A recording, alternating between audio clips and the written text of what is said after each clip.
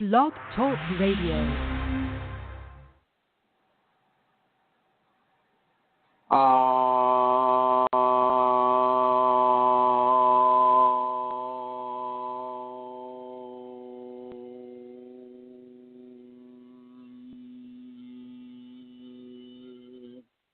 Hello, everyone. This is Chrism, and I'd like to welcome you to this conversation about your Kundalini awakening experiences.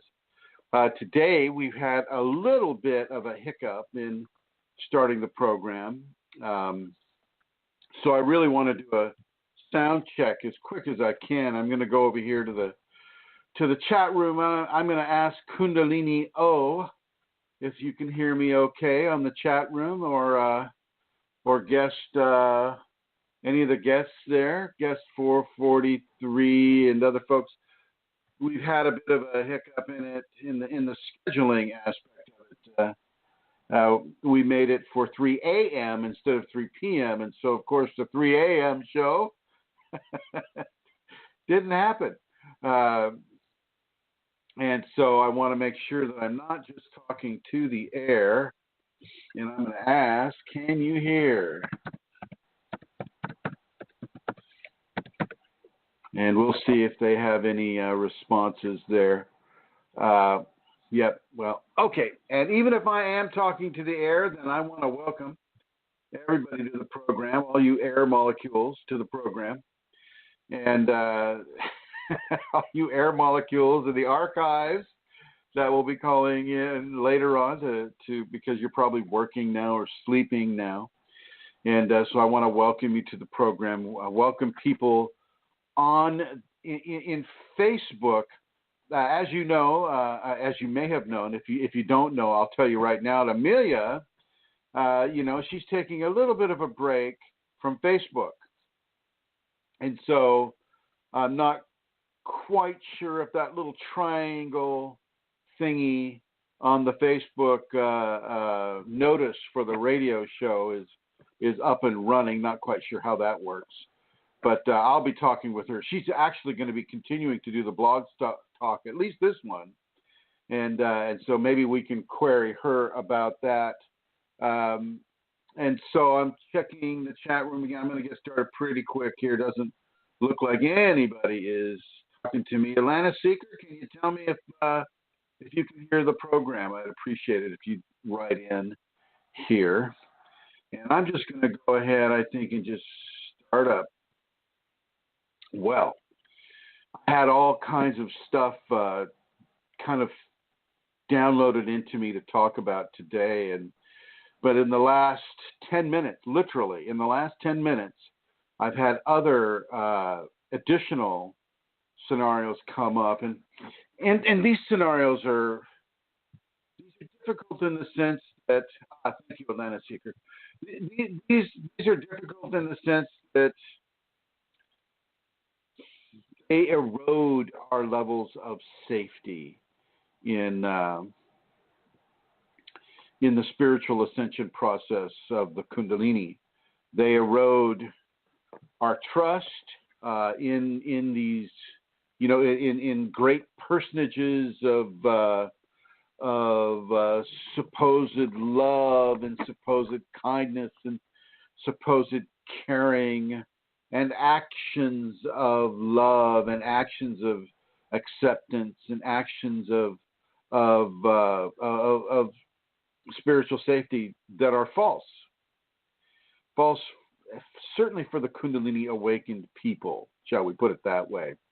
For the mundane people, you could go up and hug a rattlesnake that's disguised as a rose, and you probably won't get hurt, because you're seeing it as a rose, and any of the attachments that rattlesnake might have, it's not really going to hurt you because you're not opened yet. You're not opened up. Well, with the Kundalini, you're opened up.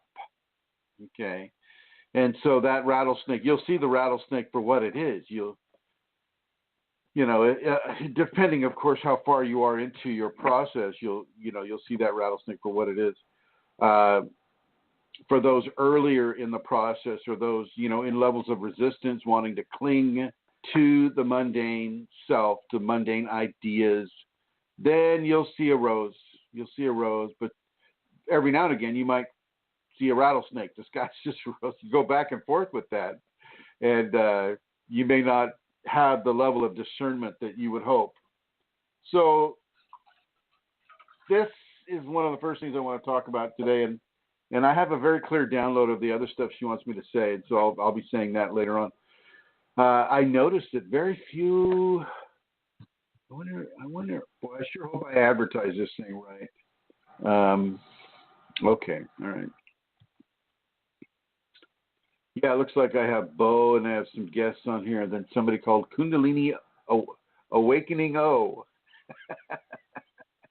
which I like. Okay, so here we go.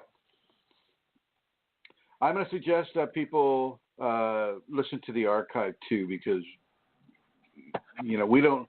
Hopefully, this will just go the way it normally goes, and we'll see from there. But I have a sense that it'll be a little different for folks. I'm not quite sure where I'm getting that. Well, here we go. Right now, I'd like to. I don't like talking about these things that I'm about to talk about. I have to tell you. It just spreads such a level of negativity, and it crushes people's fantasies of trust and love, who you can trust, who you can't trust, type of thing. And geez, it's just. But I have to do it. All right, here we go.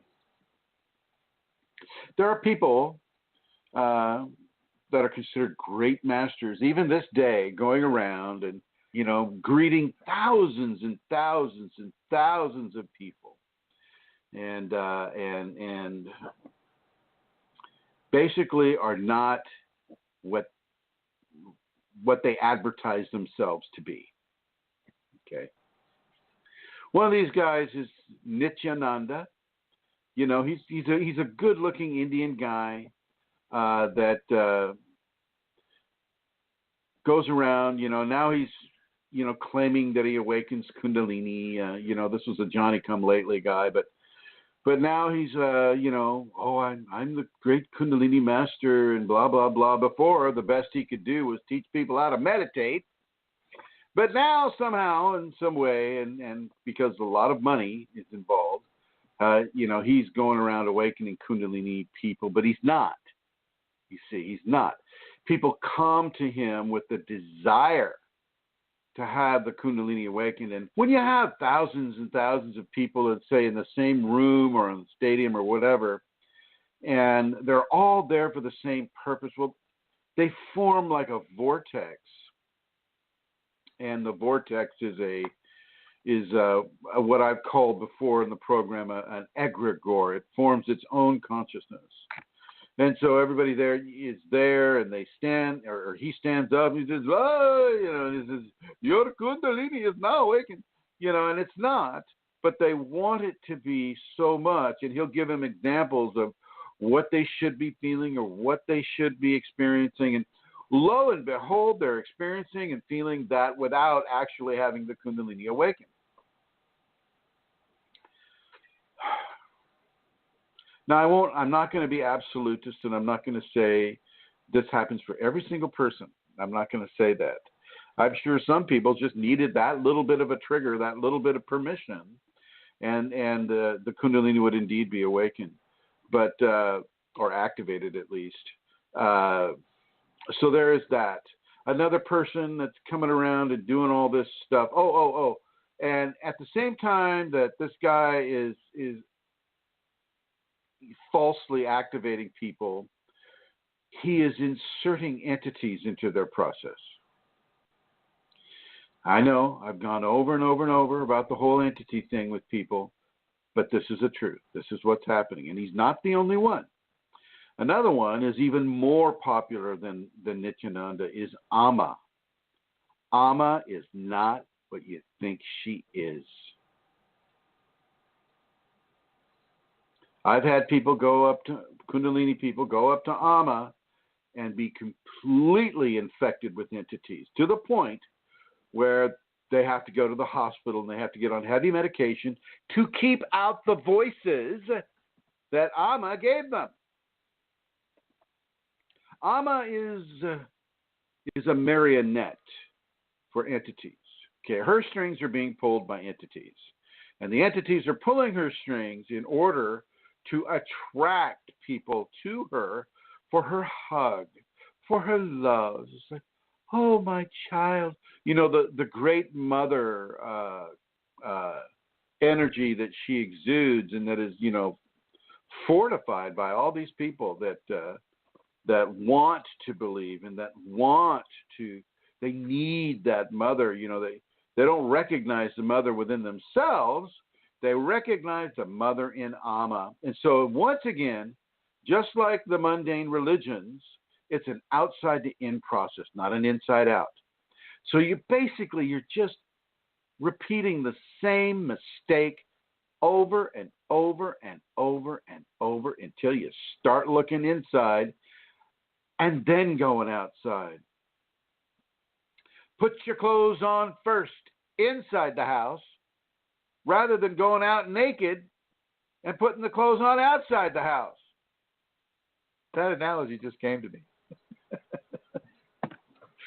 So, yeah, people stand in these long, long, long lines for a free opportunity to be possessed by entities from Amma. And then and I've worked with people that have, I've been exposed to this whole Amma thing, and I like to call it the Amma ordeal, with Kundalini people for years, since like 2010, 2009. You know, I had a person in one of the groups, you know, and she was a devotee of Amma, and the entities that possess Amma possess all of her devotees as well. And they say, oh, you cannot talk about the work you do with Amma. Oh, you cannot say anything about Amma that is bad. Oh, you know, and it's just, there's a whole list of rules that you have to kind of go through in order to be a devotee of Amma. And Amma has all these assistant Ammas. And these assistant Ammas, you know, she calls them swamis.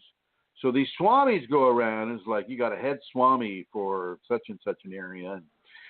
And of course, the swami is also possessed by the same entities that are possessing Amma and the same entities that are possessing the devotees. And you can kind of see where this is going. So Amma is another one. And she's really, actually, I feel, one of the most dangerous ones, because she, you know, she comes off as the mother. She comes off as a source of spiritual sacred femininity, which she is anything but. And so these thousands of people, they stand in this line all day in order to give Amma a hug. And once you get that hug, you got the transference right there. Actually, it's even before you get the hug. The hug just kind of seals the deal. So there's that. Amma is not, I would not recommend Amma to anybody that has Kundalini activated or wants to have it activated or is in the awakened state. Not a good plan. Unless you know that your Kundalini is already filtering out entity contact, which, you know, I'm finding that more and more rare as I continue to teach, you know, within these areas. So really, it's not so easy that you get this spiritual blessing and you stand in line for hours and hours and hours. You come up and you hug Amma and it's like, oh my God. You know, you'll hear the mundane people going, oh my God, oh, I felt so transcendent. I saw God, you know, all of this stuff, you know, and it's just like, oh, please. Okay, great. I'm glad that in your little mundane world you have this experience, but for those that are actually into the Kundalini and the Kundalini is actually activating or awakening, those people, do not go anywhere near Amma. Do not go anywhere near Nityananda. Do not go anywhere near these people. And what's that guy? Soupy, I forget his name. It's not Soupy. It's Muji. Muji's another one. But you may as well call him Soupy. Here's another individual that does not have the Kundalini, that is considered a God man, and has no clue about Kriyas, has no clue about anything, and yet, people go to his Sangha, and he gives them generalized wisdom that, because it's coming from him, becomes very special to these people. I'm okay with that. If you're unawakened, if you're not activated, just fine. Go in there and listen. It's like, wow, it's really important to tie your shoes before you go jogging, because if you don't tie the shoes before you go jogging, you could trip. Oh, thank you, Muji, for your wise wisdom. I'm kind of poking a little fun at it right there, but the scenario is really the same. It's like, for the unawakened, it's fine. It'll work. It is a good thing. But for the awakened people, the activated people, not such a good thing. These people, you see, there's a reason why Nityananda, Amma, Muji, and some other folks don't mention entities. They don't mention entities. They don't recognize entities. The entity word never really comes up because they want everything to be just fine and happy. And they'll say, oh, well, Chrism, you evil little shit. You're just trying to scare people. Well, I have to say that it is a big aquarium, and it is in many ways, it's a mirror of the predatory world that we live in here, in this lower astral region that they are using. See, that's the platform for Amma, for Muji, for Nityananda, for these other folks. And I'm not going to say that these individuals started out that way. It's just how it evolved for them. And a lot of it is because they evolved in a certain way without the understanding that their own Hindu religion teaches them. You see, that's the other thing is, most of these people, all these people that I mentioned are Hindu. And I'm never going to say Hindu is bad, because it's not. It's a really good, pure religious system. But once again, it does not teach against the corruption of discarnate entities upon the Kundalini activated or awakened. As a matter of fact, it doesn't even teach that you can become activated or awakened unless you're Indian, unless you speak Sanskrit, unless you're living in India, unless you have a master, unless that master has a lineage. They got all these rules and regulations that are obviously put up by humans, and so they won't recognize you, or, you have to like fly through the air and they go, oh yeah, maybe they got Kundalini, so it becomes this big power play, this big power struggle about who is or who is not activated, and they don't recognize the possessive aspect of the lower astral interaction with Kundalini activated or awakened people. They just don't do it. They know they're safe to not do that, or at least they assume or at least they just play it safe, because most of the people that are going to go to them are not going to have the Kundalini. But you see, that's changing. That's changing, and I wouldn't be surprised to start hear them chanting a new chant, singing a new tune that says, it's like, Om Namah Shivaya, Om, watch out for the entities. If you've got the Kundalini, Om Namah, maybe that'll happen. Maybe that'll change. Maybe they'll get that, and I would hope so. I mean, I'll do whatever I can do to educate the populations about the possessive aspects of Kundalini activation and awakening.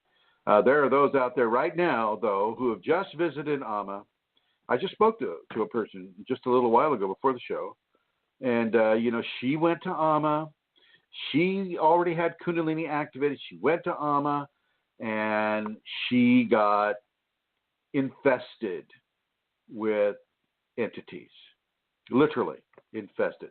While she was there, they had to drag her to a psych ward. Yay. They had to put her on heavy, heavy medication, which she is still on right now, And I spoke to this person before she went to Amma, and I knew she had Kundalini, but I also knew that she was falling victim to her ego eccentricities. Sorry about that. And I knew that, when you follow the ego, you're always going to look outside for the inner solution. Looking outside for the inner solution. In other words, going outside naked, putting your clothes on out there, instead of putting your clothes on in the house and then going outside. Okay. This adulation that people have for these men and women, this really has to turn around. I mean, give your adulation to the Kundalini. Give your adulation to Shakti.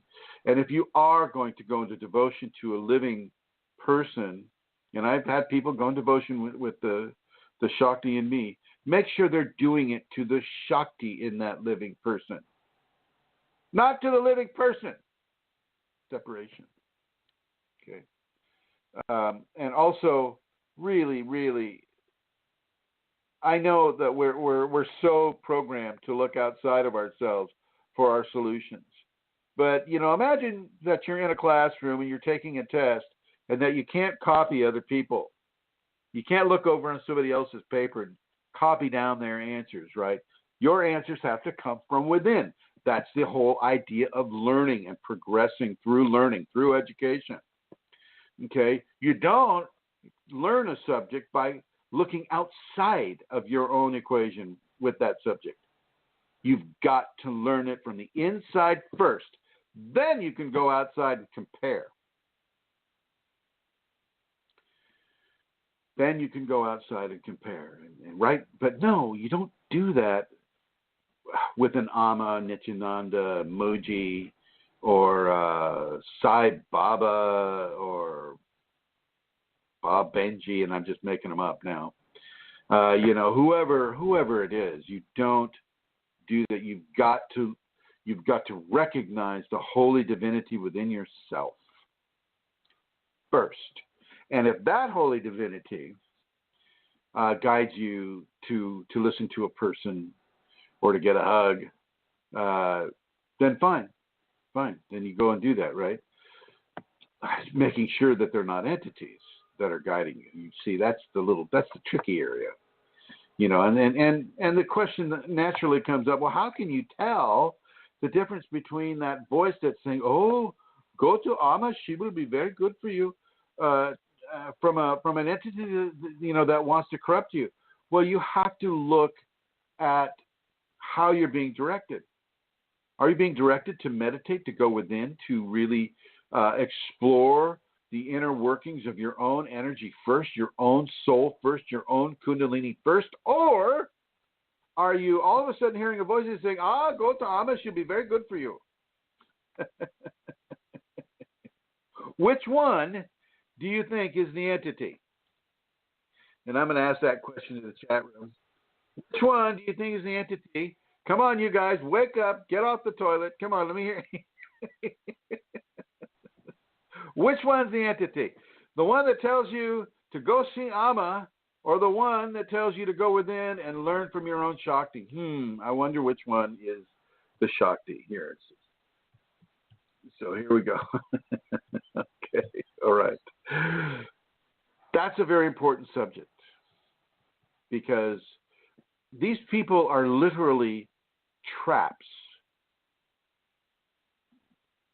that are laid out by entities for the unknowing and the uneducated and the unwitting Kundalini activated or awakened people to step into. And then they just, they get harvested. I don't want you to get harvested. And so the question comes up, well, how can you tell? I mean, somebody starts getting really, really popular. Does that automatically mean that they're chock full of entities? No, it doesn't. But you've got to listen to what they're saying. Are they saying, come, my child, oh, so beautiful, beautiful child, come, give me a hug. Let me hug you. Or, are they saying, look within, my child. Feel your Shakti within. Feel your Shiva within. Feel sacred and masculine within, and give them a hug. See, you've got to look at what they're doing outside of the mundane, need for mommy, in the case of Amma. Or the need for power, over others and an edge over others. Oh, yes, I'm Kundalini awakened, but now I went to Nityananda and I paid thousands and thousands and thousands of dollars, and now I have been activated by the Kundalini. I'm very, very powerful. Yes, worship me. Or you go to Muji Sangha, you're going, well, Kundalini is very nice.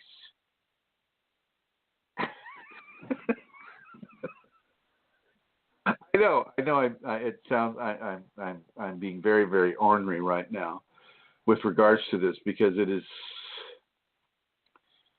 it's such an inverted vortex. It's a whirlpool sucking people down, and I guess those that get sucked down need to learn that lesson, because there are no accidents, right? There are no accidents with this, and. But you don't have to take that route. You can develop a little self-discipline. You can listen to your own Shakti, your own voice, the voice of the divine within you, without having to reach outside of yourself and go with the crowd. Basically, it's the lemming spiritual complex. Where you're that little mouse-like creature, and you're falling over the cliff because the next one in front of you fell over the cliff, so it must be okay. Okay. See if anybody responded in the chat room. Yeah. Bo is saying tough choice. Not really. But Bo says, but not really. Don't care for Muji or Amma. I get an uncomfortable feeling just looking at them. Yeah, and he's the only one who's responded. So, but I could be stepping on people's toes pretty harshly right now.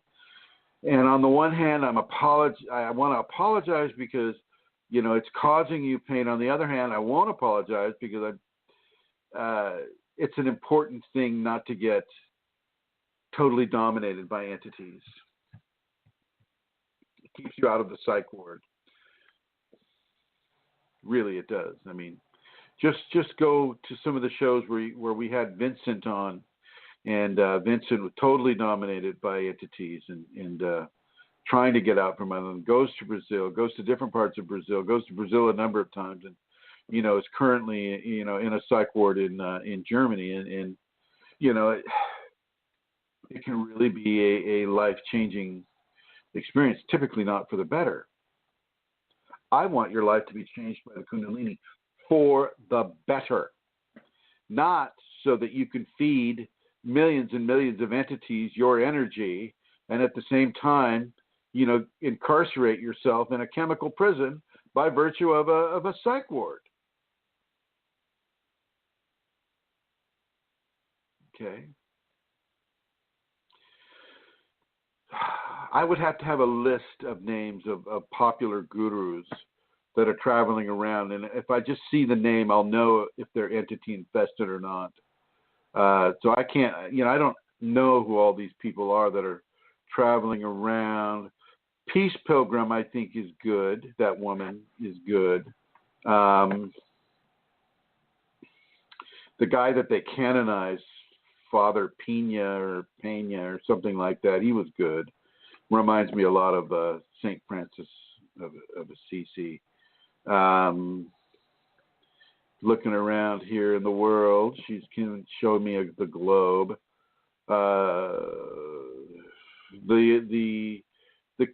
The people that supposedly saw the Virgin Mary in Medjugorje, they had become possessed and commercialized. The singing cedar woman, I think she's good, although she's closer to the demarcation line there. There are some kahunas in Hawaii that are good. And there are some shamans on the South American continent that are good. Moving through, there's some people in Brazil that are good. So there is goodness. There is goodness occurring. It's just they're not as popular as the ones that tell you to go outside naked, put your clothes on outside, and then you're then you're fully dressed. So look within first, ladies and gentlemen. Always look. The key is in any of these teachings that you may expose yourself to by virtue of the web or YouTube or some great popular personage comes out and says, yes, I am flying now, so I'm God. Be very careful and listen to what they're saying. And if they're listening, and if they're saying, get into this phenomena, get into that phenomena, it will put you ahead of the next person. You'll have everything you need from money, job, security, all of the, life is good, basically painting this picture of greatness coming to you if you listen to their teachings, or if you're, if you're one of the people that lack love in their life and you're just looking for mommy, and they're saying, just come up and I'll give you a hug and everything will be great. Look within yourself repeatedly first, not just one time. Just look inside and go, oh God, man, there's just like nothing there. Geez Louise. It's like, God, Chrism's telling me to look at myself and I just don't feel worthy. Look repeatedly. And have the understanding that you're here, you're inside of this school, you're inside of this education. You are worthy or you wouldn't be here. You wouldn't be here. So you are worthy. You're listening to this program, you're hearing these words. You are worthy, and you always were worthy. It's just your ego, the pressures of life, and probably some entity direction that's making you feel less than worthy.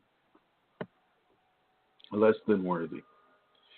Okay, look within and honor the sacred divinity within you first before you go outside and allow yourself to become harpooned by a bunch of entities. Harpooned means it's like a spear that that somebody would throw into you and then collect you, so to speak. So there you have it. That is this part of the opening of this program that I'd like to talk with you about. Now I got to go to page 2. Page 2. Totally different subject. So this has to do more along the lines of tantric energetic harvesting. Okay, so one of the reasons you want to stay celibate, men and women, there's a tremendous amount of energy within the Kundalini. This is well known. People understand this. Just a second here. I'm going to get a sip here.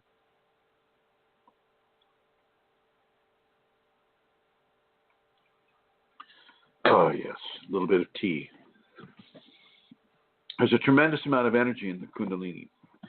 And that is a creative, a living, self-possessed, I don't want to use that word, self-aware, divine consciousness that energy is comprised of. In other words, it's these sparkles of energy that you may see, these little these lights, maybe thousands and thousands of lights for some of you, and just one big bright white flash for others of you. This is part of the active intelligent matrix that the Kundalini is. And this energy uses the vehicle of the reproductive fluids in one of its major infusion areas in order to infuse the person.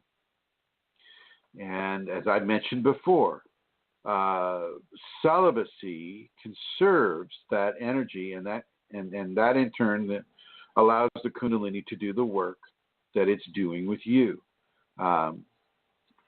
Contrary to the misunderstandings of, say, the Catholic priests or even, the Brahmacharya priests of India and the not so celibate Buddhist monks in Asia, Tibet, because somehow, their children are the ones that are becoming the next leader.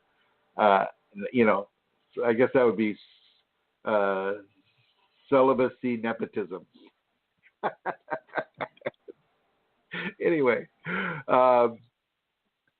the idea is not to lose the libido. You want to have the urge to merge. You want to feel like you want to make love with that person. And then you don't do it. You choose not to do it. You choose to conserve that energy. But you still must have that excitement, that procreative urge to merge into the flesh of that person. The men should be having erections. The women should be, having that lubrication occur. And so it's very important for you to maintain that as you maintain your celibacy.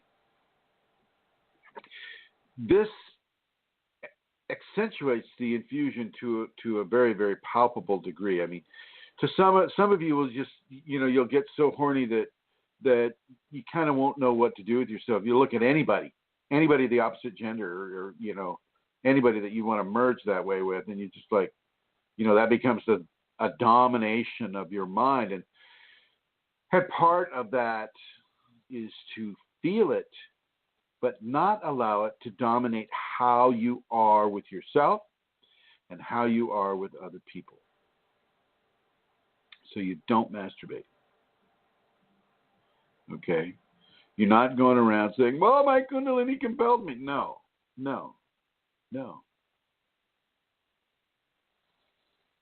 For some of you, she may compel you to do that, but you'll have no control over that. That's just going to happen.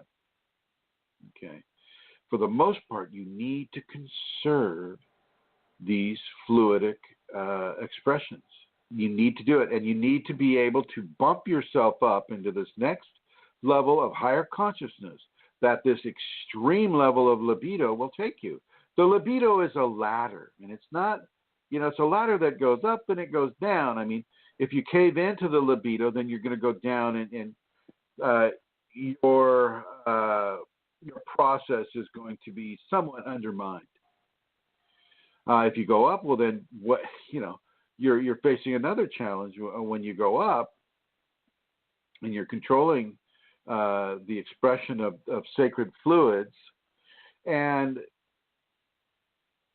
it adds a whole level of anxiety to your life. It adds a level of anxiety that you normally wouldn't have to deal with, but because you're encouraging and suppressing at the same time, that level of anxiety is amplified. And by suppression, I don't really mean suppression in that you're holding it down. You're redirecting it into the Kundalini matrix itself.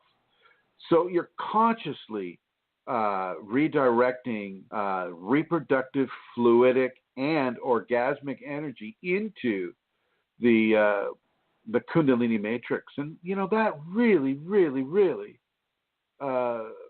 accentuates your process, which is why, we do the first Tibetan exercise. And because the first Tibetan exercise, it deals with the Kundalini directly, and the second one does too, but also they're dealing with the sexual expression with both of them.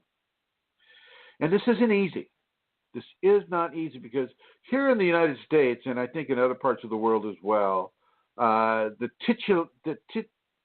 you're titillated constantly with some form of sexual pornography in the cinemas, in the movies, the films that we're watching. These people that are outrageously beautiful that you'll never really see in real life, very rarely, and they're just perfect people to titillate your interests sexually. And so, they know that if they titillate you sexually, that they can manipulate you towards certain areas. It's like staying interested in the movie, perhaps. Perhaps you're more interested in how beautiful that woman is than what's really being said. Well, men and women have these very different sexual interest climatic controls within them, and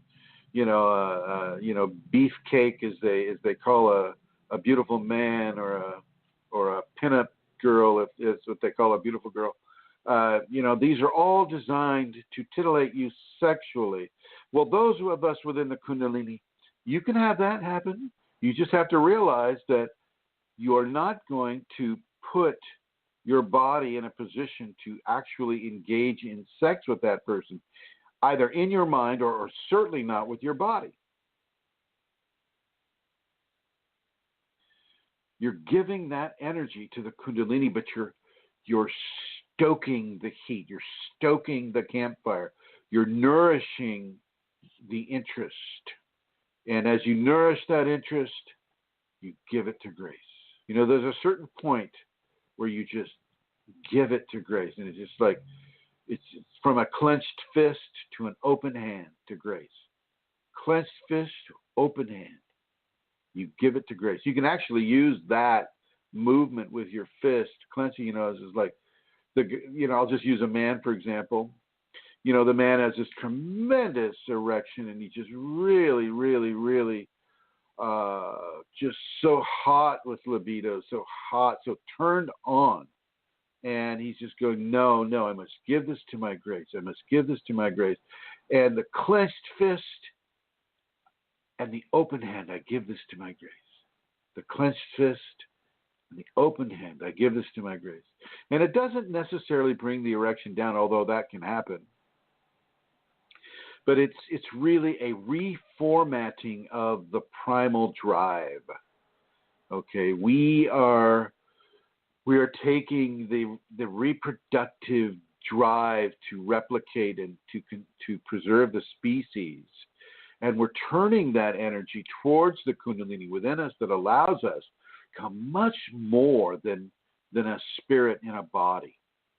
Okay, this is what it takes to really nourish the divine within us. Okay, this is what she asked me to talk about earlier. And once again, she's not using English with me. I just get this almost like a telepathic emotion of information that I am to talk about. And I see pictures of it, and I get the feeling of, I'm not hearing it in the Queen's English, ever. All right, so let's see, going over here, and yes, Andrew says, boy, did I comment it.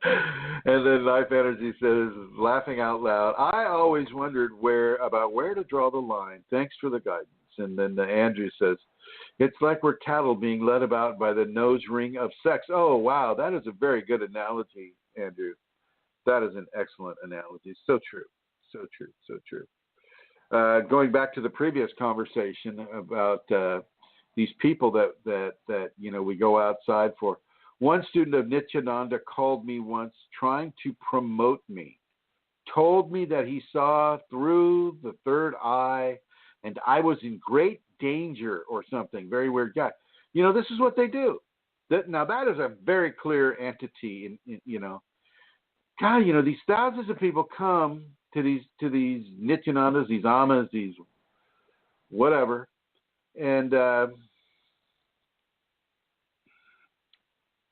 literally possessed by entities. There are far more entities in the multiverse than there are people on this world. You can have thousands of entities for every single person, the 9 or 10 billion people on this planet. You can have thousands and thousands of entities, individual one. And Life Energy is going Jagu Vasudev. So just a second. Jagu Vasudev.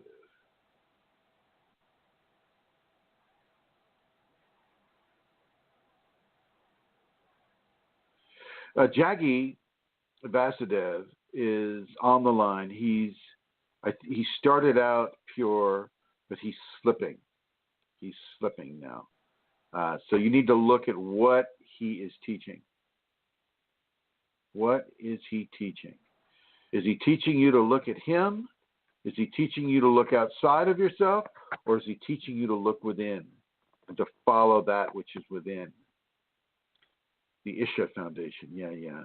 Now, I don't get a good feeling about the Isha Foundation. And that must be his thing. But I think Isha Foundation started off healthy and is starting to get unhealthy. It's funny, as they expand, they tend to get unhealthy. So I wonder how to protect against that for an organization. So there you have it, ladies and gentlemen. Now, I will promote celibacy. I will promote it. Now, if you're doing so the tantric aspect of this, and so I'm gonna step on toes again, and I do apologize on the one hand, and I don't apologize on the other. Typically, when I talk about Tantra, we're talking wet Tantra. Do I need to explain what wet Tantra means? Wet meaning fluidic. I hope not, because I'm not going to. You either know what wet Tantra is or you don't. Okay, I'll explain a little bit. You have dry Tantra, which means no fluidic exchange. And you have wet Tantra, which means copious fluidic exchange. Within Tantra, some of the people practice the Tantra and they're going, oh, well, it's very traditional and, we have a lot of ceremonies that we go through. And we have all these little candles in the room and there's a certain prayer for each candle and we go to each candle and we do this prayer and and then we look at the sacred Shiva Lingam and the sacred Yoni and we talk to the Yoni and we're very, worshiping of each other's reproductive organs and what they represent, the sacred Shakti, the sacred Shiva. This is all well and good to a degree. I'm sorry. It just brought to mind this person that's calling themselves a Yoni whisperer. A Shiva Lingam whisperer. This person is who I led on the group the other day. She described herself that way. It's like a horse whisperer.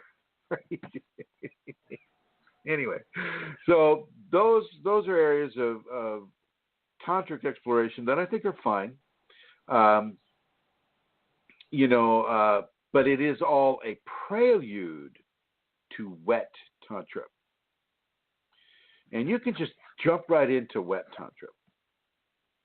You don't have to do all of this, looking at the Yoni, looking at the Shiva Lingam and kind of like, getting into the worship of that. I see a lot of, depending on where the people are spiritually, of course, I see a lot of opportunity for distraction there. But if it leads into the wet Tantra, then I suppose that's okay. Once again, with the wet Tantra, and you're going in, the flesh is being united, and, you're saying mantras, you're saying prayers, and these are things that have great levels of intention upon them. Well, then you're actually creating a form of consciousness that is of a divine nature, and it's a forever nature. It is not something that just goes away. So as your Shiva Lingam and your Yoni, come together, the two partners come together. Once again, you do not get to have the fluidic release, typically. Sometimes that's going to happen anyway because the people don't have the control that they want to have. But typically, you don't want to have the fluidic release, and you pull out. You don't, and even pulling out. As the Shiva Lingam is withdrawn from the Yoni, great care must be taken not to lose the fluidic elements. You don't want to pull out because, oh gosh, here I go. You want to pull out long before that ever occurs. Matter of fact, you turn it into a real mantra session. And if you turn it into a real mantra session, you can go for hours and hours and hours without fear of fluidic release. Sometimes she will force you to have that fluidic release. Sometimes. I mean, it's certainly, probably, there's a certain percentage. And there's reasoning for that too. And one of the reasons is the infusion of data, of information, the infusion of karma, the infusion of the intention behind the mantra. Sometimes that infusion must be had through the sacred fluidic expression, which is why, of course, it's a what do they call it? A renewable resource. It's a renewable resource, but typically, unless you're inside of that type of a practice with a person, it's very, very intense, and it's very, very powerful, and it's very, very, how do I say it? It's part of what the equation is for the two people. You can serve. And even within the tantric. So your yoni, your Shiva lingam, and your partner, you come together with them. You do not lose. How do I say it? Because just a second.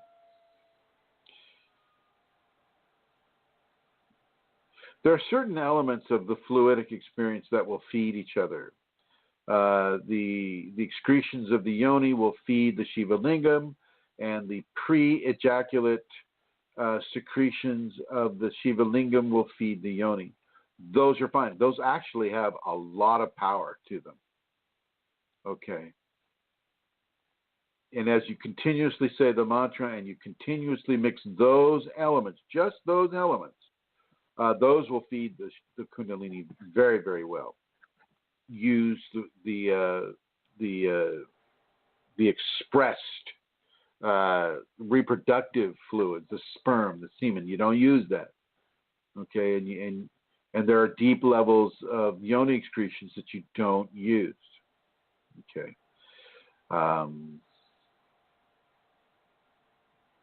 You can never leave that being sexually satisfied. Put it that way, okay? You want to conserve the orgasm. That's really what the conserving is. It's conserving the orgasm. When you conserve the orgasm, you start to be orgasmic all the time. 24/7. And yes, at first it'll put a lot of stress on your mind. It'll put a lot of stress on your body. You might have, you might be having wet dreams.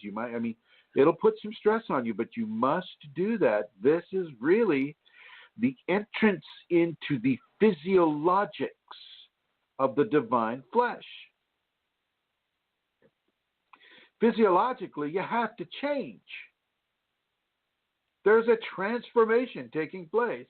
And part of those transformations are going to be the ability to hold, how do I say it?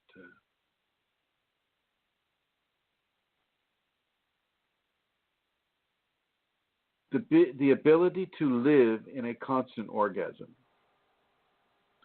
And to be calm and to be peaceful and to, it's not, you know how it is when you have that orgasm and you go beyond the beyond. Some of us explode into light, and there's light that explodes into us, and, all of that. And you've got to be able to move into that light all the time without fluidic expression. So when you're constantly on the lip, shall we say, on the edge of the canyon. And if you jump off the canyon, well, then you're having the orgasm, right? I'm suggesting that you become pre-orgasmic all the time. All the time. Okay. That's what is really going on here. And this is what is going on with the Kundalini Tantra that I teach. I don't know anybody else that is teaching this. I wish there were, but nobody else seems to be really interested in the truth of the matter. They're interested in the sexual aspect of it. They either go one way or they go the other way. Tantra is known as the left path, the path of the sacred feminine, and so they do all of this ceremonial stuff, and oh, look at the buttons he's wearing, and this is, like I said before, this is all fine, this is all good as long as it leads up to what? Tantra, the wet Tantra. And then as long as you're practicing the wet Tantra within the guidelines that I've just expressed, that I've just said. I get into so much trouble when I talk about this. I swear to God, it's just the worst. But I don't care. Have another sip of my tea here.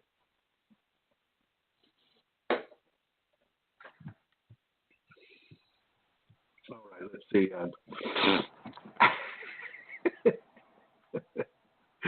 Let's see. Life Energy says, okay, thank you, Master. I will watch out for what to follow. Thank you. All right, very good. That they must, and I think Life Energy is referring to these people. Andrew says, Yoni Whisper, echoes. And Andrew also says, what about clamping it off with the PC muscle? I don't want you to get it to the point where you're clamping it off at the. I don't want. See, here's the thing. I mean, that's just an invitation to a form of. It's very painful. I mean, some people call it blue balls for the guys, and what happens is there's a canal that goes from the testicle and into the Shiva Lingam, and it's called the vas deferens, and that vas deferens can be filled up with sperm, and then it's left there. It's not allowed to go. It knows it wants to express itself, but it can't express itself. So it basically stretches the wall of the vas deferens, and that is very, very painful. And yes, if you masturbate and you ejaculate the fluid, and then that's immediately resolved. I don't want you to get to the point where you're needing that kind of resolution. Okay? I don't want you to get to that point. I want you to feel the urge to merge all the time, which is to say, I want you to be in that pre-orgasmic status all the time, as much as you can. And I also want you to understand it's going to change your behaviors. It's going to change how you make your choices. It will. I promise you. It will make changes in these areas, and it's very important for you to understand that, for your partner to understand that. That now you're kind of like a walking pre-orgasmic a volcano of energy. Okay. So if you're clamping it off with the PC muscle, clamp it off soon, or actually start it off by clamping off with the PC muscle. And Andrew continues, my wife and I have merged from synchronized breathing, eye contact, no intercourse. Sometimes intercourse gets in the way. Exactly. There you go. There you go. There you go.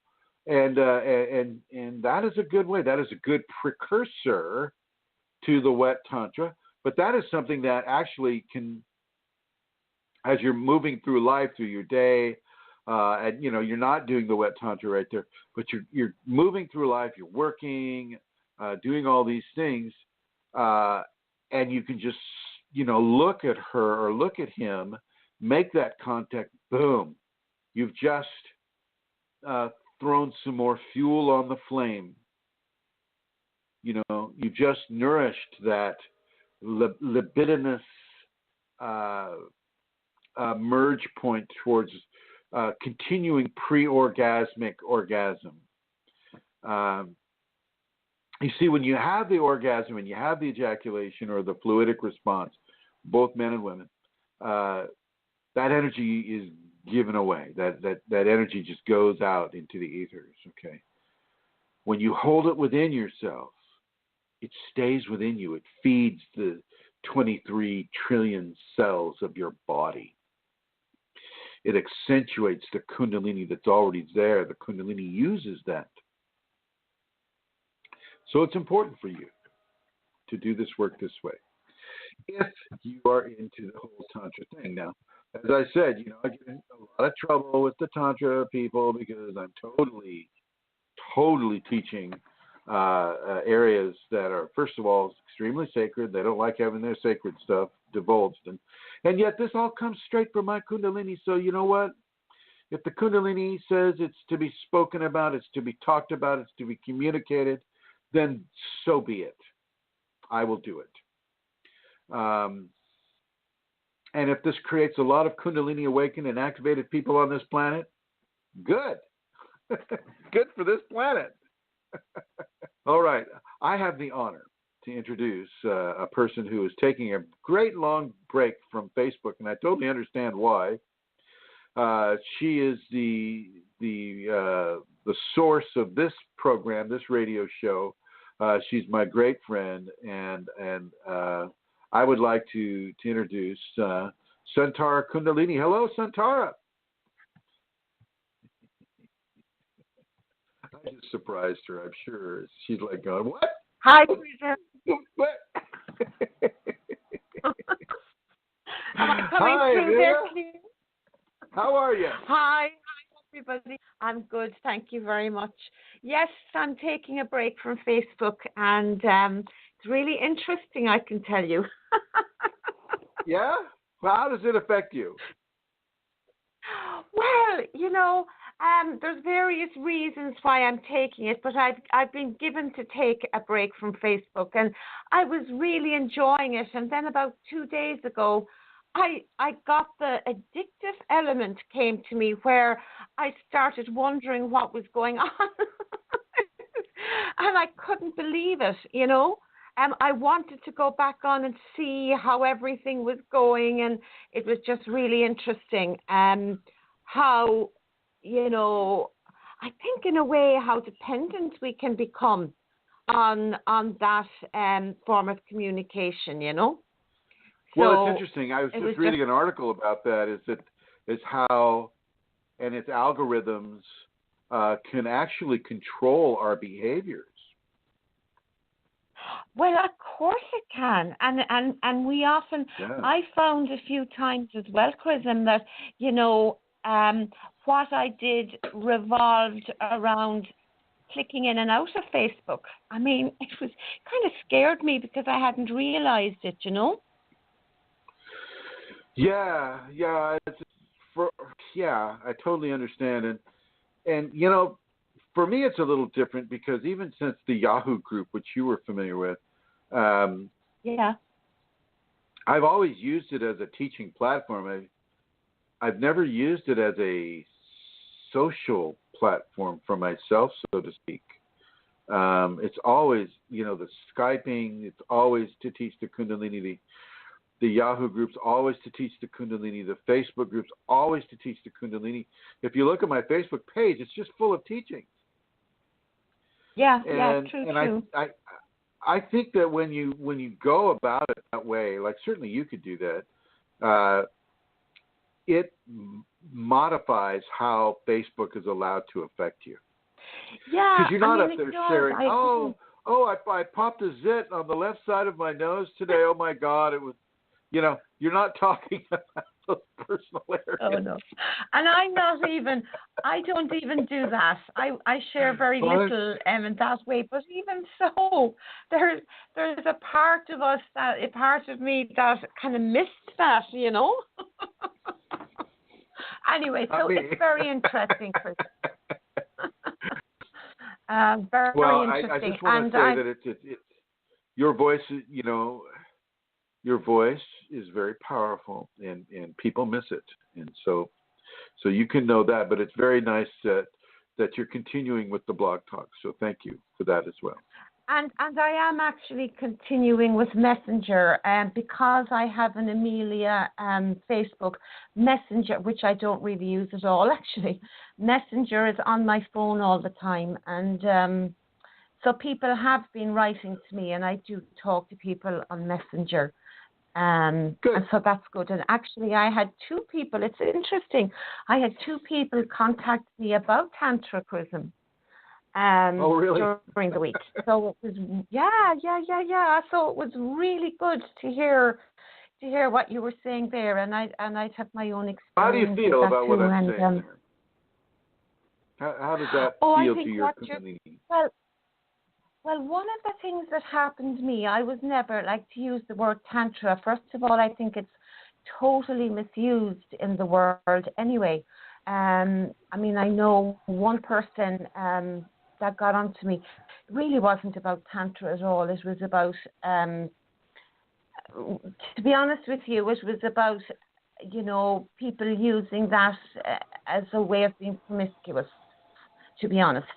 Right. And I think they just began to discover that. So that was quite easy. That person was just a little bit traumatized by how they got sucked into that world, if you know what I mean.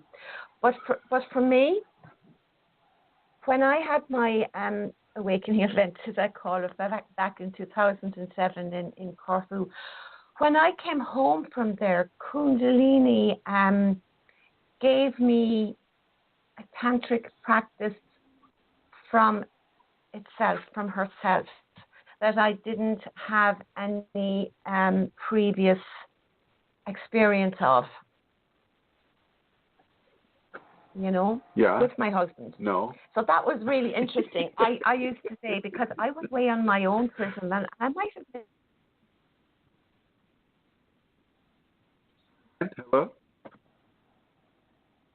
Hello. Mentioned this before. I was away with my sister when I had my awakening, and I often thought, if my husband had been away and came home with this really amazingly beautiful, intense, but very different way of being with him, I'd have been very concerned. But it was very, it was amazing, and it didn't stay like that, Chrism, I have to admit. My tantric practice has changed over the years too. I totally understand that libido that is so what's the word? Strong. And yet, orgasm isn't really allowed either, that it's to be directed inward and given to the Kundalini. And that was a great blessing as well for me and my husband. Right, and it's not like Montauk Chia says either. You're not doing the cool draw, or you're not, that's just like fluidic dynamics, what he's doing. He's trying to pull it into the spine, and basically, he's coming from a Taoist standpoint. It's like control. Now the control and the discipline is important, and I'm not gonna deny that. But to put your ego into the control seat, that is the mistake. Okay. Yeah. It's a fine line, really. I mean, when you're talking in these higher states, and this would be a high spin state. When you're talking in these higher states, the need for pleasure is so strong. The need for the pleasure that we associate with the orgasm is so strong that, it can be very, very difficult to untangle the egocentrism from the need for that orgasm to occur. But when you pull back, and you're always in that state of pre-orgasmic consciousness, there is where the real power is. And it's that power that causes you to have anxiety, that causes you to have, really strong levels of energy to work, energy to create, because it's very creative energy that you're using right now, or that you're learning how to discipline away from the ego control. And so when you can untangle the egocentrism then you know that the disciplines that you're putting yourself through are without egocentrism, and therefore, there's a level of purity to that that allows it to continue in a stronger format towards Kundalini awakening and activation. Boy, that was a mouthful. But you know what she did with me, and she's done this quite a bit, and I think she does it with other people too. She must do.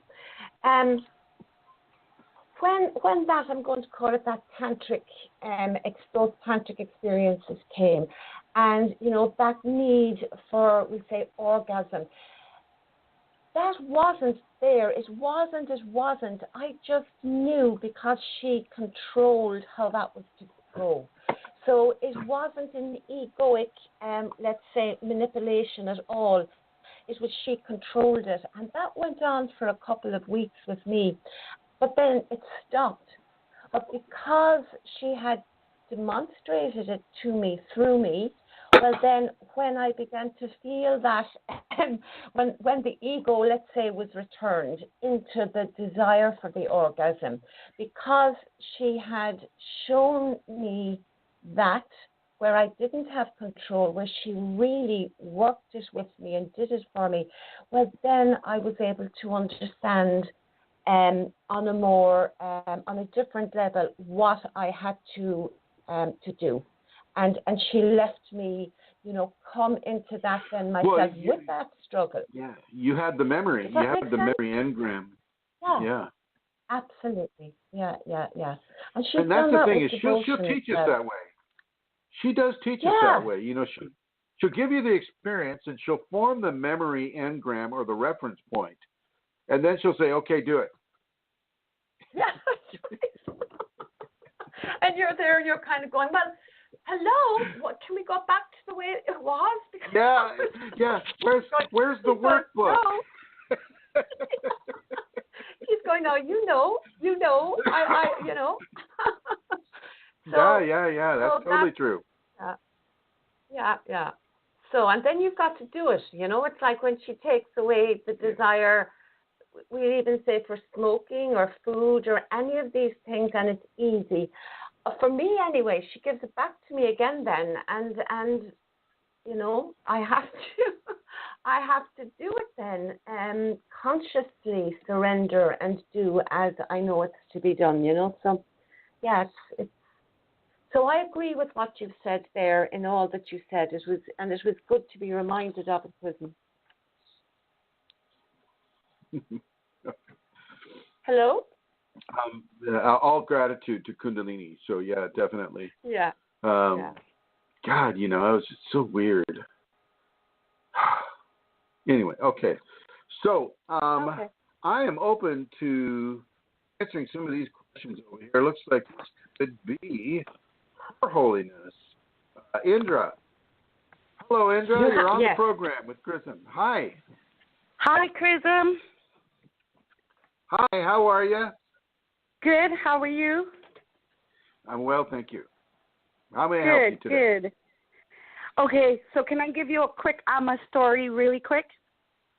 Okay. A friend took me to one of her, concerts, whatever you would call it.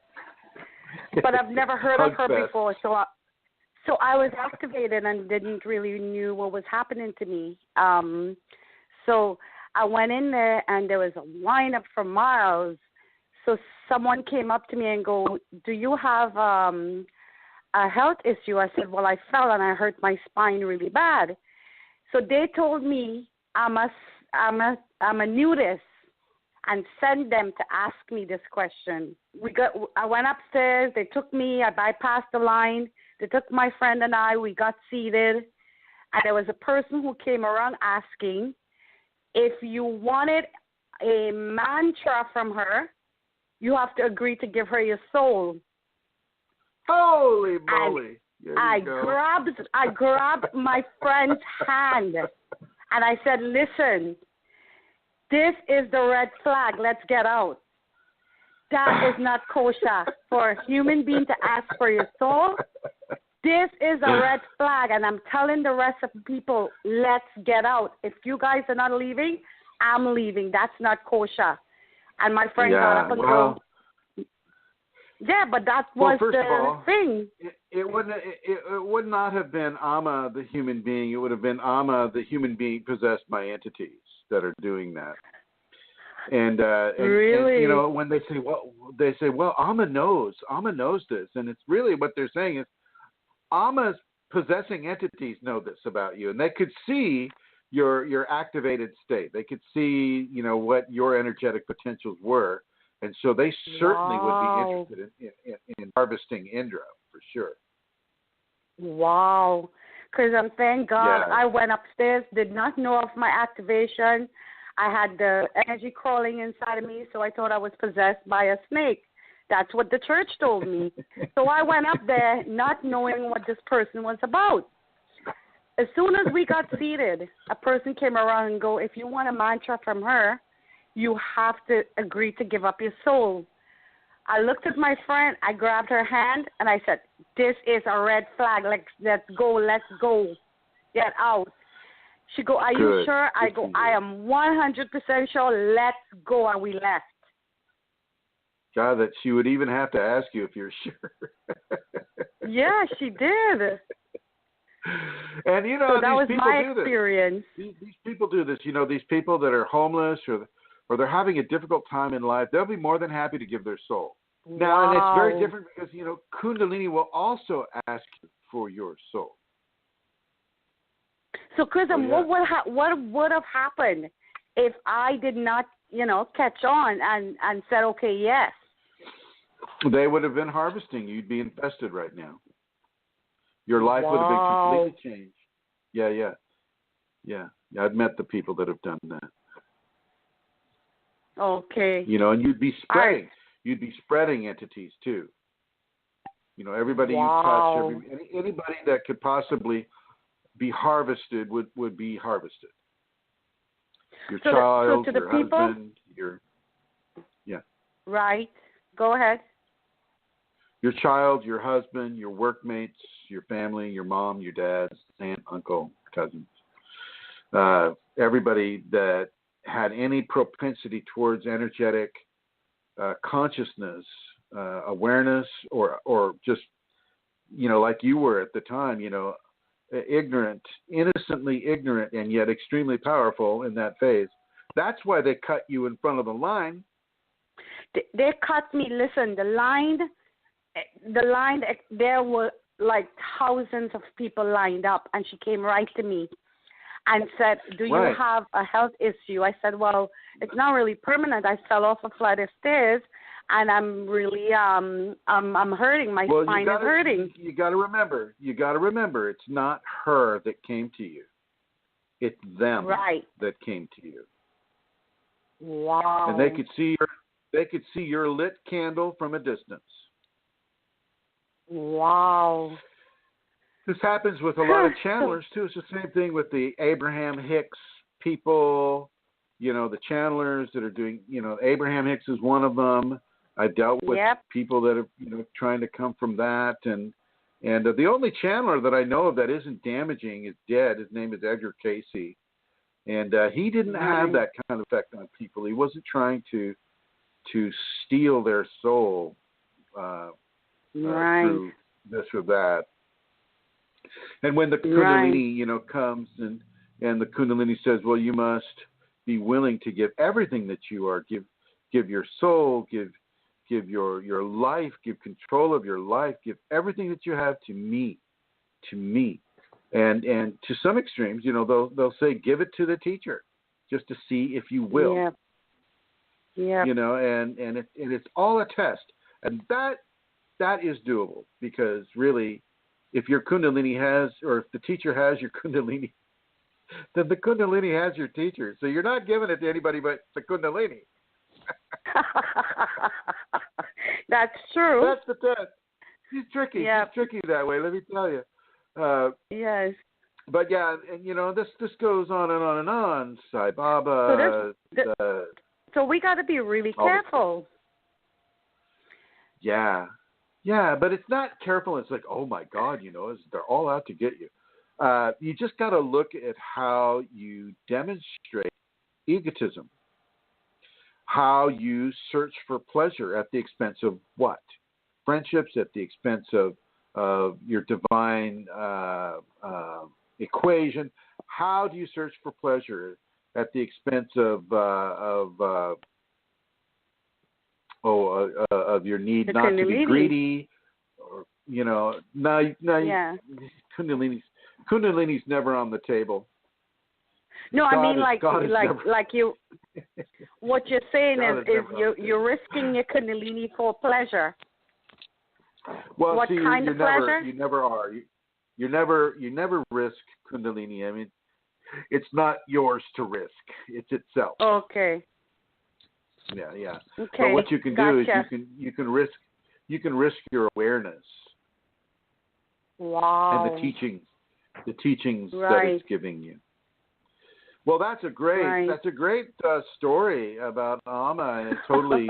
Yeah, she did not add up, and I go. No. Anybody who is human asking for your soul, it's time to get out.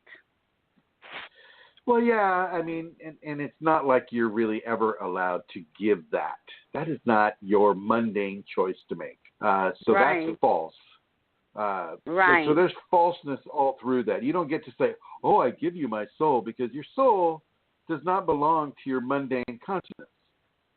Right. The soul is controlling the mundane consciousness. What they were doing is they were trying to exert a very strong level of perpetual control over your life and as you're living it. And that is what the soul represents to most people. Right. God, the hubris of people, the hubris of innocence, it's just like, well, I'm going to give my soul, my God-given soul to this person because, of course, it's mine to give because it's my soul, and therefore, it's just such ignorance. Well, thank you, Indra. Thank you, my dear. Yes. I'm going to move on to the next person. Thank you. That's Okay. Thank you, Chrism. okay. And moving onward here, and hello, you're on the program. Your prefix is 934. Your area code is 720. Hello, Master. And you're breathing. This is Mohan here. You're breathing heavy. Hi, who's this? Mohan. Oh my God, I can't hear them all. What's going on? Mr. Mohan, would you please make an announcement for me, please, right now, if you would? Sure. The Kundalini Colorado seminar is coming up on April 28th and 29th. There's hardly 3 weeks left for the program to begin. So, Denver is awakening. Where are you? Please try to make Denver is awakening. Ladies and gentlemen, 28th and 29th of April. Contact Mohan Nunez. Contact Rosemary Goliath. Contact these people. Let's meet. Let's really, let's put out the fire with gasoline.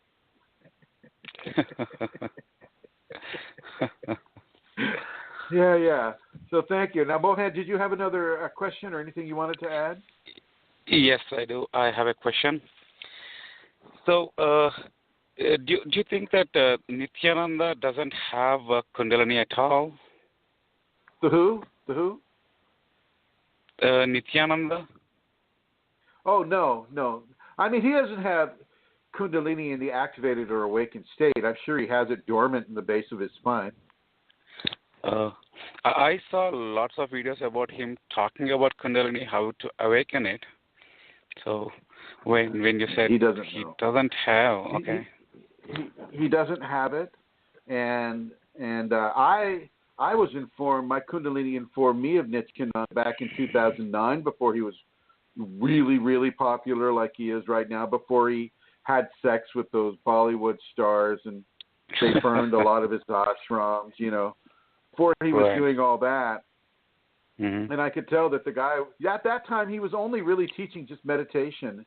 It's only as, his advisors, his business advisors, looked around the internet and said, oh, Kundalini's becoming really big. Well, you we have to give you the ability to awaken people's Kundalini. Oh, think of the money we can make. Okay, Nityananda, this is what we want you to say. And this is what's been going on. And I've had people that have been in contact with me that have gone over there, and they're totally mind controlled. Very, very. They become extremely Hindu. They take on a Hindu name. And I have nothing against Hinduism, but they make such radical changes in their life just to support a fantasy of having Kundalini awakening. And it's like the person said in the chat room. They let me back up here. One student called me once trying to promote me. You see, this is an indication of entity, right? These are entities doing this. He told me that he saw me through his third eye, and I was in great danger or something. And then, very weird guy. And this is, Kundalini awakening. Oh, this is what is going on with Nityananda, with Amma, with some of these other great Muji. Muji. I find it hard to well, never mind. I'll keep it to myself. Muji is so laughable in many ways, his ignorance of Kundalini. But yeah, these people, they have it because they have a human body, but they don't have it in the expressive state. Okay. Yeah, Nityananda certainly does not have it.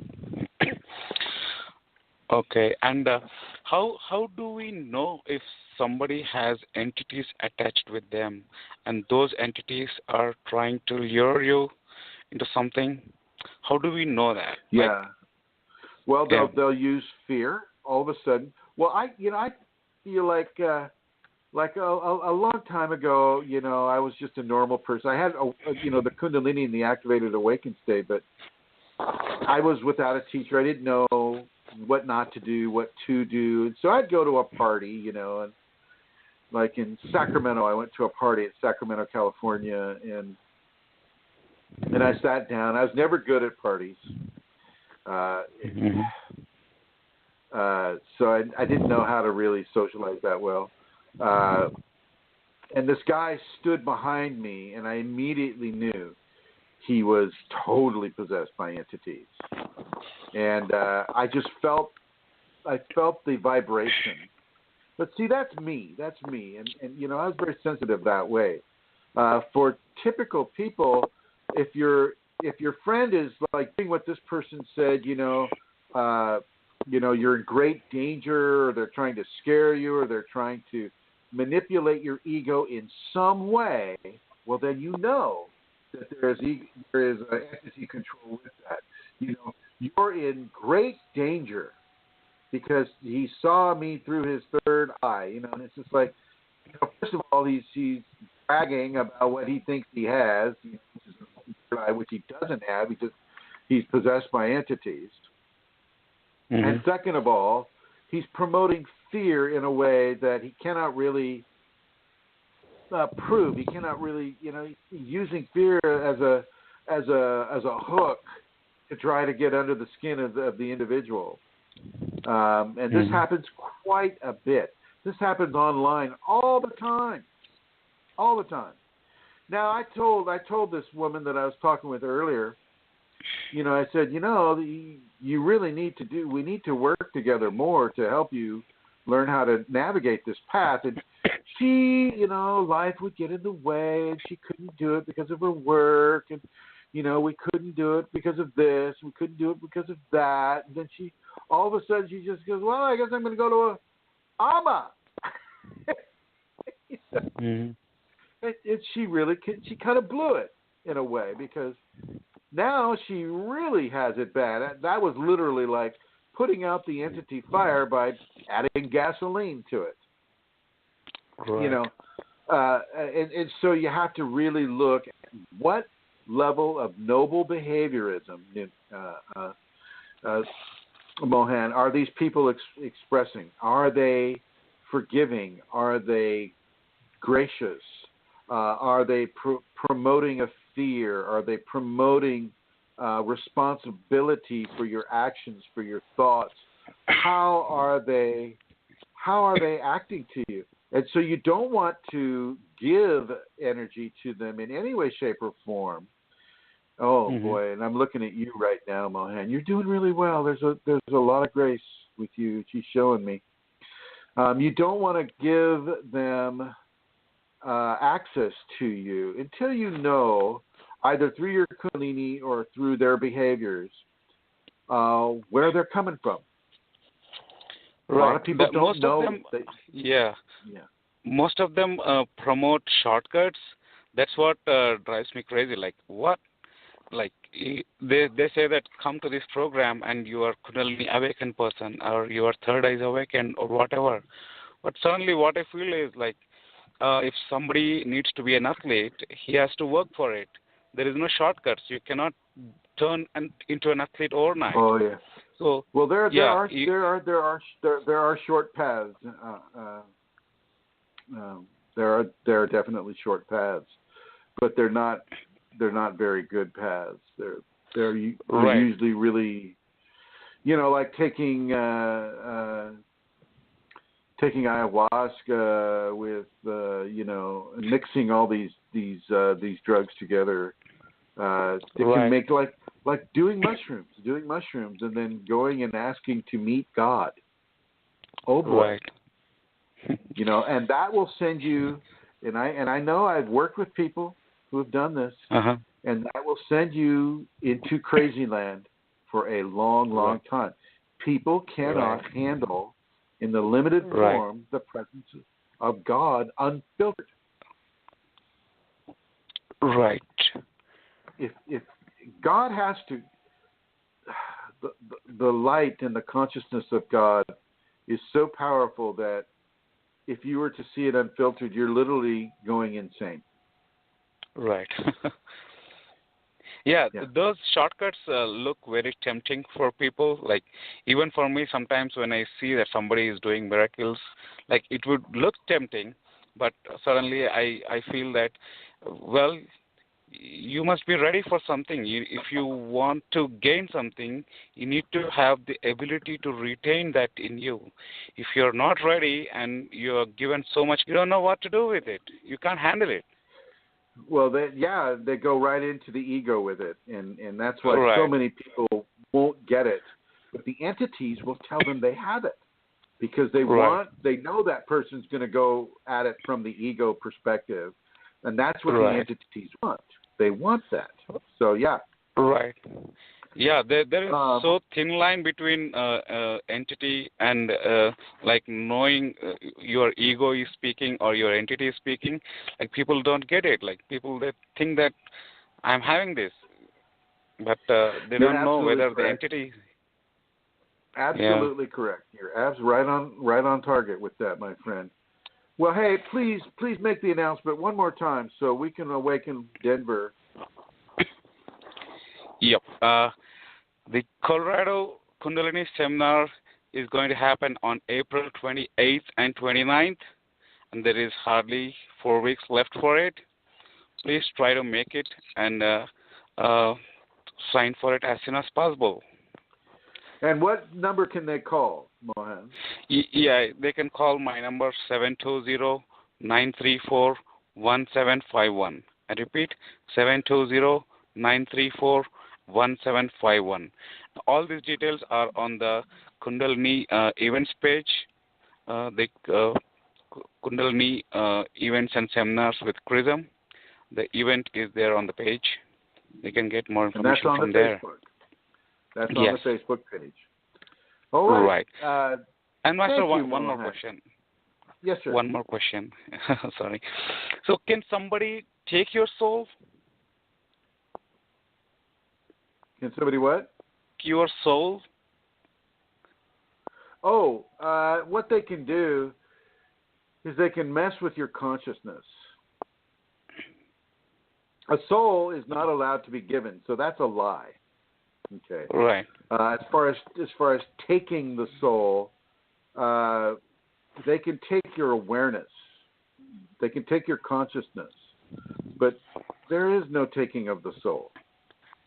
And do what with that? Like if they take your awareness Control or consciousness. Control you, or use you in some way. That can occur. That can occur. Brainwashing is another way to look at it. They call it brainwashing, and you become literally an extension of whatever consciousness has taken you over. Okay. For this lifetime, maybe other lifetimes as well, but the soul is not yours to give. The soul belongs to divinity. Right. Okay. Thank you, Master. All right, my friend. Thank you for calling in. Mm-hmm. And let's see which one. Here we are. And coming on to our next caller. Hello, area code 848, prefix 459. How are you? Your phone number is 848-459. And you have a question mark up there, whoever you are. Hi, Chrism. Hi, Chrism. Hi. How are you? Who is it? Oh, you should know me by now. It's Tyra? Yeah. Okay. Hi, Tyra. Oh, I know it's time for you to wrap up, but it's always a pleasure. Just a quick question, and you can tell me what I have seen. Many different types of kriyas and this and that, and happening to me, and on whatever all the yoga posture. The one that I had this one yesterday. I never saw that before anywhere. It's like your tongue is completely coming out of your mouth. Like I don't know if you've seen the picture of Kali. That's a right? That's a Kali lingual kriya. It's actually a mudra. It's a Kali lingual mudra, a tongue mudra. And then it starts circling around the mouth, Well, actually, hang on a second. It's really precursive into the shamanic. They just adopted that for Kali in the Hindu religion. It's reminiscent of the shamanic serpent, and so that's just a real. It's a lingual mudra or tongue position that is accentuating the fact that your Kundalini is active and in the process. So you go ahead, you stick that tongue out as far as it'll go, and you hold it there for as long as it wants you to. No, the other thing happens, it just doesn't stay out. It's like goes around my mouth, like it's completely in circles on my upper lip and lower lip. And then it will go clockwise and anti-clockwise. There are chakras all on the inside of your mouth. It should also trace the teeth, upper and lower, and then there's a real strong chakra right behind the upper front teeth. But there are 4 other chakras that go back as the roof of your mouth. You go back, and then finally into the kachari, where the tongue tip is going up into the nasal passages. Yes, it tries to do that, right? It goes around the mouth, yeah, that's upper okay. lower lip. That's okay. Yeah. And then the other thing is like I keep rubbing my face, like there's so much tingling, and it's like I'm grabbing all the tingle and like trying to throw it out. This is what I'm going to suggest you do. This is going to sound really crazy. Okay, you ready? Yeah. I want you to start slapping your face and the top of your head, but not really hard. Just like medium strength slaps. And make it like you're patting your face hard. It's like a hard pat. So it should sting just a very little bit, not a lot. And you just pat your face, you pat the back of your neck, you pat the top of your head, you pat around the sides of your head, and you just pat everything from the neck on up, and you just give it these medium force slaps or patting. That already happened. That already happened. Good. I appreciate you telling me. Let it go. Yeah, it happens. Like I have a tap on top of my head everywhere, like little gentle taps back up the neck, and then this face is like so extremely tingly. And yeah, that's great. That's progress. Oh, great. So it's all good. It's all good, my dear. Absolutely. Thank you so much. Appreciate it. Thank you. You're very welcome. And I'll put you into the blue here. And I would like to thank Indra, Mohan, and Tyra for calling in today. And here I'm going to go on over and yeah, okay, no more question marks there. And then I'm going to come on over here. Let's see. Andrew says, if your grandma looks like Amma and your grandpa smells like Nat Champa and on your forehead is placed a bindi, you might be from India. I don't know about that. I don't know about that. This is interesting. Atlanta Seeker says, I avoid Facebook mainly because I'm paranoid about what they are doing with all the data they are gathering there, part of which is learning to make it more addictive, as you described. Also, I have a smartphone, but I think we should be mindful of the fact that this acronym may be inaccurate. I think she's saying inaccurate. Smartphone. Surveillance masquerading as requisite technology. Smart. And Atlanta Seeker says, I found some of Nityananda's lectures edifying.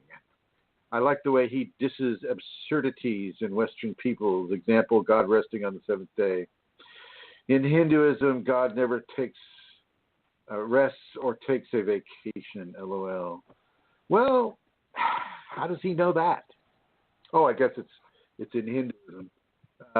So he's just dissing one religion over his own. But yeah, the guy, yeah. Well, I said enough about that. Do you have anything to add to this, Santara? No, Chris. Oops, somebody's. No, Chrism, I don't really, but I do have one or two questions, if I may get to them. Please. Well, I've got quite a few, actually, but if I could just get to one or two of them. Okay, here we go. The first one is, I think, about last week. It came from last week's show. It says, why isn't it simply, we're talking about Osho, I think, and Yogananda, and it says, why isn't it simply that Osho, who was addicted to laughing gas, simply didn't do the inner work necessary to correct behaviors of corruption? Why is it that Chrism said the Kundalini allowed it? Just a second. Assuming you said that. Santara, just a second. I got to go in the blue for a second. Okay.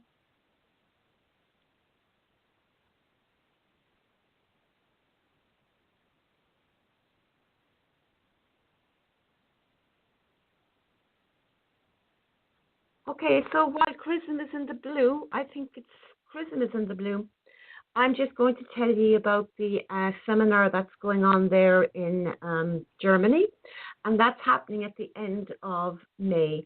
So if you go to the Facebook page, and it's called Kundalini Seminars and Events.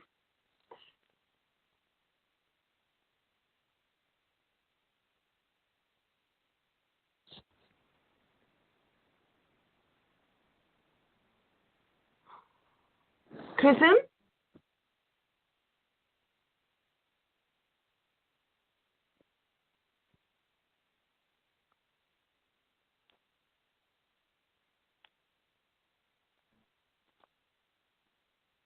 Chrism is still in the blue for some reason. I don't know what happened there. I'm going to go again. I just couldn't hold it. I had to go to the bathroom. I apologize. Oh, you should have said. My page went blank, and I thought I was actually cut off. So I stopped in the middle of my speech, thinking that I had lost my line. Okay, so guys, go to Chrism's Facebook page about the seminar, and that is called Kundalini Seminars and Events with Chrism, and you get the information there about the seminar in Germany. Sorry, guys. Okay. My fault. So my will fault, I read totally. the question again to you? Yeah, go ahead. I really should be teasing you about having to run to the bathroom, seeing as you give me terrible grief about such things. Okay. You should. You should. I totally earned it that time. Okay. So here goes. Why isn't it simply that Osho, who was addicted to laughing gas, simply didn't do the inner work that needed to correct behaviors of corruption? Why is it that Chrism said it's the Kundalini that allows it? Well, it's the Kundalini that does allow it. Kundalini allowed Osho to become corrupted by his ego, by his search for pleasure. And you can hear it in his words. He says, I am the rich man's guru. You know, it's just like you could hear the egotism that he was allowed by his Kundalini to have. It's not saying he's not, I'm not, basically I'm saying the same thing this person is saying. The guy wasn't doing the inner work. He was not doing the work that he was here to do with the level of energy that he was, you know, he obviously had, and the Kundalini allowed it. The Kundalini allows you to make these huge mistakes.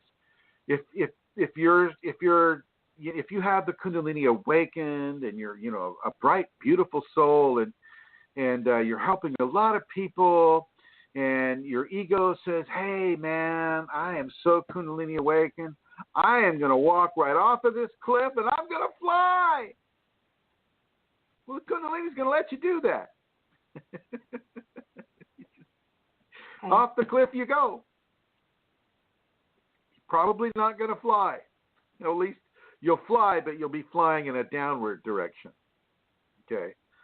It allows you to make mistakes. I wrote about this on Facebook a while back, that just because you're awakened, just because you're activated, does not mean that you are infallible. And as I said in the writing, I make mistakes all the time. Chrism, you cannot. I had probably made more mistakes than almost any other Kundalini person I know of, because I didn't have a teacher. And so during my early Kundalini experiences after 1990, you know, I was making 1,000 mistakes a day, it would seem. My thinking was wrong. My discipline was wrong. My understandings were okay, but I was denying them. I was resisting them. I didn't like it. I hated it. I wanted to stop it. I was doing, you know, anything that I could do to push myself off the track. It's just that she wouldn't allow it. She'd allow me to make the action, but she didn't allow it to take hold. She allowed it to take hold for Osho to some degree. I mean, you know, he was doing, the laughing gas that they used to give you at dentist. So I forget what it's called, nitrous oxide, I believe. And, you know, she was allowing him to collect, you know, 90 or so Rolls Royces. She was allowing him to bring in a bunch of people into a little town in Oregon and to take over the town. And she was allowing him to be associated with a kind of a psychopathic woman that was handling all his affairs. And the entities were being allowed to control these people as well. It doesn't mean that the advice from Osho that he was giving and he gave earlier on was incorrect. I mean, you know, Osho had the real deal. He had a very good grasp of what Kundalini was saying through him, but he allowed the adulation to corrupt him, and through that corruption came the entities, and through the entities came this lust for power, came this lust for sex, you know, came this lust for control over others, that type of thing. And God allows that. You get to have that. If you want to make that mistake, well, there you go. It's yours to have. Enjoy the fall. Enjoy the fall. So he didn't he stopped doing the inner work then, was it, Chrism? And the stuff that he was teaching, even in later years, that was good. Was that based on memory of what he knew? No, that was based. I think that was based on a direct infusion of information from Kundalini, like what I have. You know, you you get a direct level of communication. Okay. So that was happening as well as the corruption with him then. Right. Well, yeah. No, not necessarily at the same time, but yeah. Actually, now that I'm seeing it, yeah, Kundalini will try to come through, even as you're degrading yourself by not walking the talk that she is having you give. Yeah. Okay. And now, and we look at Yogananda. Yogananda, obviously, Yogananda, felt the need to merge with women, even though he's wearing the saffron robes, and he's the great, amazing person that he is. See, I don't necessarily have a problem with Yogananda or Osho or anybody having sex, or and we don't know because we weren't there watching Shiva Lingam go into the yoni. We don't know if there was just a level of tantra being practiced or a level, we don't know, and therefore I don't find a level of corruption inside of that story. Yeah. Well, the nitric oxide and the limousines and other stuff would be more. That is probably more. That would be obvious. That would be a little more demonstrative. Yes, that would. Yeah. I mean, I get the Yogananda bit, after I want to get to the point. I want to get to the point where I can collect Learjets. I want Learjet collections. Oh God. Okay. Well, are you going to say over and I move on to the next question? Over. So the next question, there's sort of three parts to it, but it's all the one question, and it's can a Kundalini person marry and have children? If yes, is it better to find and marry somebody who also has Kundalini or knows about it, and will it be supported? Well, yeah, if they know about it, then they know what they're getting into, and that will be supported, absolutely, and they can have the kids. Look at Mohan. Mohan is married. He has children.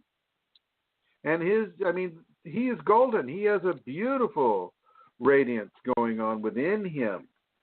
And his wife, they've got another baby on the way. And I know of another Kundalini awakened man who just had a child just recently. And yeah, you can have a marriage, you can have children, you can have family, and you can have Kundalini all at the same time. Over. Yes. Thank you, Chrism. And then the next question, the person asks kind of the same question in a way. Again, there's three parts. Is Kundalini functioning in everybody? If not, then is divine power absent? And do you think it is dormant in those who are not activated, awakening till the third chakra in everyone? That's how it's written. That's weird. Sorry. Well, I'm going to forget about the third chakra, but yeah, it is active in its evolutionary context in everyone. Everybody, to a degree, has the ability to procreate. Procreation is based upon divine influence. Divine influence within the human system is based upon Kundalini. Kundalini is in the sperm. Kundalini is and in the ovum. Kundalini is that spark of life that is created when sperm enters ovum. Conception is Kundalini. Over. Thank you, Chrism. If a person leads a life of adultery due to wife's continuous illness, after Kundalini awakening, what are the consequences he has to face? Well, these are difficult circumstances, and if the person is taking good care of the wife, if she is ill, you're not going to want to have sex with somebody who's ill, and the person who's ill is probably not going to want you to have sex with him either. And if within that context you are guided by your grace to go out and fulfill sexual desires with other women or men, I guess other women, then, is there a sin involved? I don't think so. If the person's taking good care of the wife and doing everything that he can do to make sure she is comfortable, she is loved, she knows it, then I don't see a crime here. Now with the Kundalini up, that's a different story. Now you can no longer live that libidinous life, except perhaps through the way that we were talking about earlier in our conversations with Tantra. Now, if the man is using that as an excuse to be libidinous, then he's developing karma. Now, every time you make love with a person, anybody, you're developing karma. Okay, so there's karma that's going to be experienced by this individual, which almost guarantees another life of physical embodiment. Over. Okay, Chrism, thank you. Have we time for one more? Let me see here. I'd say we're nearly done. We're down to 3 minutes. Let's cut it off there. Okay. I saw my girlfriend in a dream in a white sari. I talked with her. After some interaction, I told her I wanted to marry her after I got a job. In the morning, I realized she was in fact the goddess. I see her often in the dreams. Once she was given a prize of a silver Shiva lingam. What does this indicate? That would be the Kundalini. That means Kundalini awakening or activation. Okay, thank you, Chrism. That's it. Yes. Any last words, Santara? No last words at all. Thank you. Well, I have a last word or two. I want to thank everyone listening on the chat room. Hello, everybody there. I'd like to thank everybody who called in. I'd like to thank the people in the archives who are seeing this later on. Whenever they're seeing this, hello to you. I would like to repeat 28th and 29th in Colorado, I believe. And I would like to meet everyone there. That would be the 28th and 29th of April, 2018 in Colorado. Contact Mohan Nunes at the numbers he gave. I'd also like to invite everyone in Europe to come to Germany, to Karlsruhe in Germany, and you can contact Manisha Manish on Facebook, and I'll have to get her email number. And I just want to say thank you for everybody who is listening and everybody who has the Kundalini. Give yourself to your Kundalini, and know this. You never have permission to give your soul. Your soul belongs to God. But you can give yourself to your Kundalini because that is giving yourself to God. Thank you for listening, everyone.